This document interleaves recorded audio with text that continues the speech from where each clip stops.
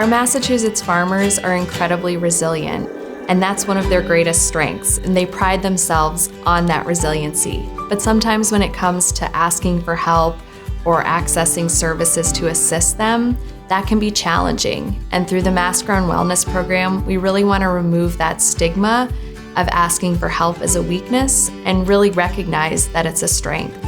When we talk about mental health, a lot of times people are faced with mental health challenges, and sometimes the response is, it'll get better, or you'll get over it, or you'll get past this.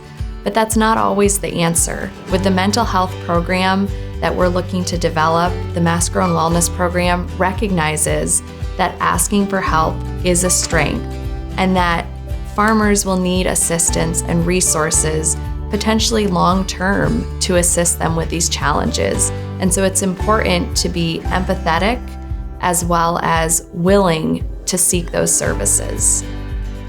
Time is certainly one of the greatest factors in farming. Farmers have their days filled with multiple tasks and responsibilities, and sometimes taking time for themselves is last on the list. And with a mental health and wellness program like the Mass Grown Wellness, we recognize that. So we want to make sure that the services that are being provided are meaningful to the farming community and providing those specialized services in a timely manner for farmers and service providers. In order to build a resilient farmer, you have to have resilient thinking. In addition to that, you have to have emotional resilience as well as social resilience. When we think of resilient thinking in the present, a farmer may say, I've hurt myself, but I'm okay. And when we look to reframe that in the future, it may be, I've hurt myself, but what are my options? And going forward, they can continue to look to that thought of what are my options, how can I feel better, and make that a long-term growth process. With emotional resilience, in the past, a farmer may have been hurt, but they recovered. In the present, they may be feeling anger or sadness or a variety of emotions, but it's okay to feel those emotions and work to move past them.